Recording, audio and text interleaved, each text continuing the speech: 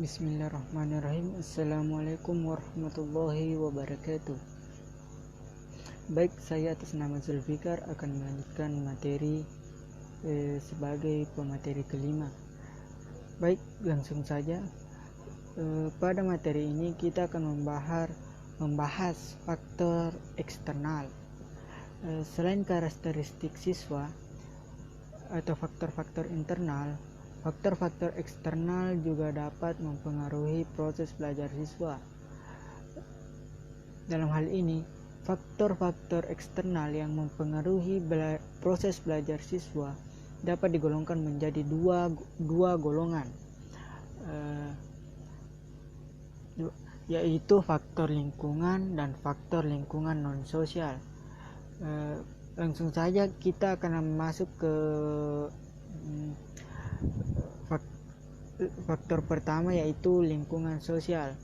Lingkungan sosial memiliki beberapa jenis seperti lingkungan sosial masyarakat. Pada kondisi lingkungan masyarakat, tempat tinggal siswa itu mempengaruhi belajar siswa itu. Seperti lingkungan siswa yang kumuh, banyak pengangguran dan anak terlantar juga dapat mempengaruhi aktivitas belajar siswa. Paling tidak, siswa kesulitan ketika ingin mencari teman untuk belajar, diskusi, atau meminjam alat-alat belajar yang kebetulan belum dimilikinya. Selanjutnya kita masuk ke lingkungan sosial keluarga. Jika dalam hal keluarga adalah hal yang lumrah, lingkungan ini itu sangat mempengaruhi kegiatan belajar seorang siswa.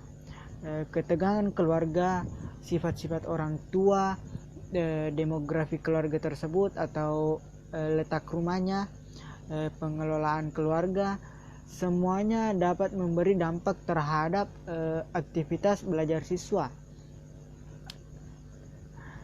Dan juga hubungan antara anggota keluarga itu, hubungan antara orang tua, kakak, atau adik yang harmonis akan membantu siswa tersebut dalam belajar. Karena jika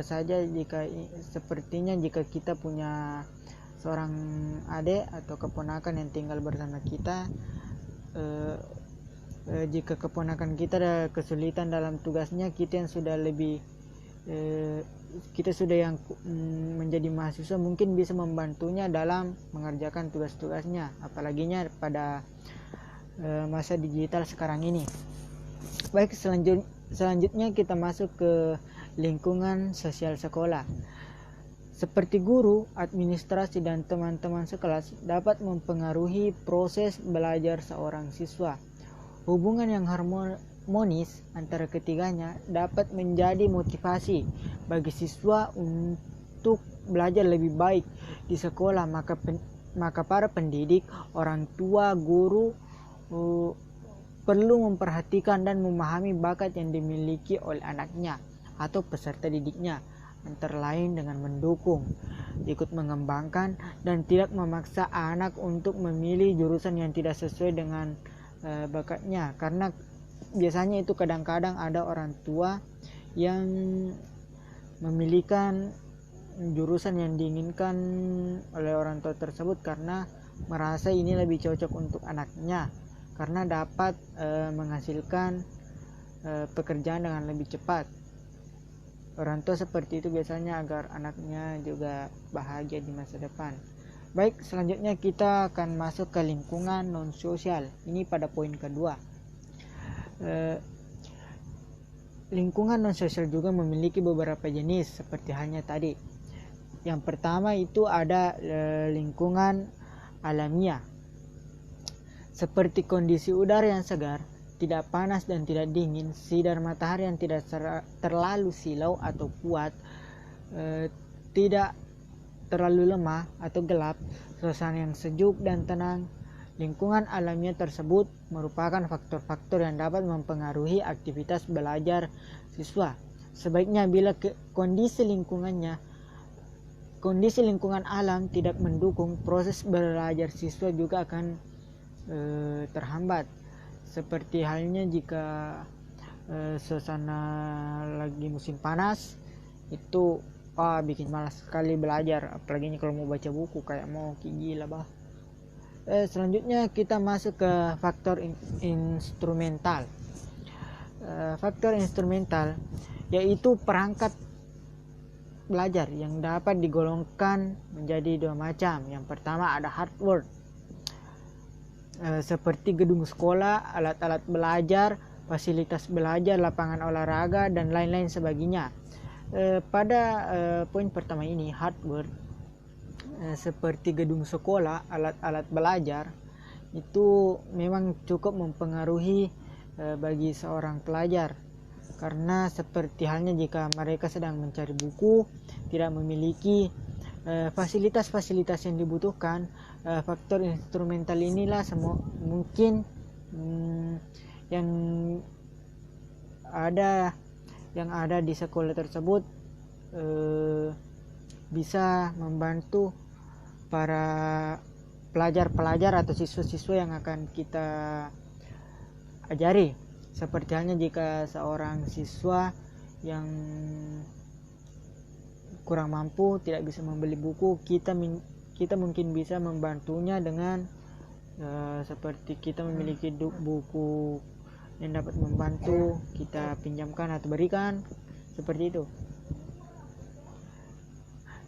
Yang kedua itu ada perangkat yaitu ada software, seperti ini kurikulum kita yang sekarang, cara belajar kita, sekolah, peraturan sekolah, buku panduan, dan lain-lain sebagainya. Kalau kurikulumnya tidak terlalu juga begitu sih.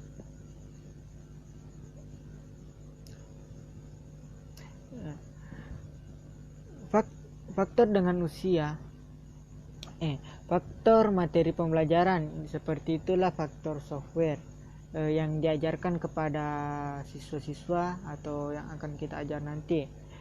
Faktor ini hendaknya disesuaikan dengan usia perkembangan siswa.